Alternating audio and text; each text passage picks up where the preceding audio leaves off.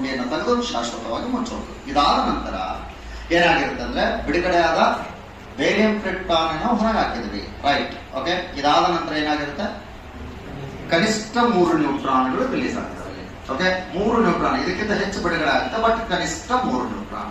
ಈ 3 ನ್ಯೂಟ್ರಾನ್ಗಳು ಏನಾಗ್ತವೆ ಅಂತ ಹೇಳಿದ್ರೆ ತುಂಬಾ ಆಕ್ಟಿವ್ ಆಗಿರ್ತವೆ. ಯಾಕಂದ್ರೆ ಉಷ್ಣ ಶಕ್ತಿಯನ್ನು ತೆಗೆದುಕೊಂಡಿರೋದ್ರಿಂದ ಏನಾಗಿರುತ್ತೆ, ತುಂಬಾ ಆಕ್ಟಿವ್ ಆಗಿರ್ತವೆ. ಈ ಕಾರಣದಿಂದಾಗಿ ಇದನ್ನ ಏನ್ ಮಾಡ್ಬಿಡ್ತೀವಿ ಅಂತ ಹೇಳಿದ್ರೆ ಮಂದಕಾರಿ, ಈ ಬಾಕ್ಸ್ ನೋಡ್ತಾ ಇದ್ರಿ, ರೆಡ್ ಕಲರ್ ಬಾಕ್ಸ್, ಈ ಬಾಕ್ಸ್ ಅಲ್ಲಿ ಏನನ್ನು ಬಳಕೆ ಮಾಡಿರ್ತೀವಿ, ಮಂದಕಾರಿ. ಕೇಳದಲ್ಲ, ಮಂದಕಾರಿ. ಈ ಮಂದಕಾರಿ ಇಂಗ್ಲಿಷ್ ಅಲ್ಲಿ ಏನಂತ ಕರಿತೀವಿ, ಇದನ್ನ ಮಾಡರೇಟರ್ ಅಂತ ಕರಿತೀವಿ. ಓಕೆ, ಮೊನ್ನೆ PC ಎಕ್ಸಾಮ್ಸ್ ಗಳಲ್ಲಿ ಹೆಚ್ಚು ಕೇಳ್ತಾನೆ. ಏನಂದ್ರೆ ಮಾಡರೇಟರ್ ಮಂದಕಾರಿಯಲ್ಲಿ ಬಳಕೆ ಆಗಿರುವ ಕಚ್ಚಾ ವಸ್ತುಗಳು ಯಾವ್ಯಾವುದು?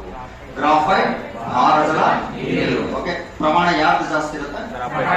90%, ಅದೇ ಪ್ರಮಾಣ ಜಾಸ್ತಿ ಇರುತ್ತೆ. ಓಕೆ, ಗ್ರಾಫೈಟ್, ಭಾರಜಲ, ನೀರನ್ನ ಬಳಕೆ ಮಾಡಿಕೊಂಡು ಏನ್ ಮಾಡ್ತೀವಿ ಅಂದ್ರೆ ಇಲ್ಲಿ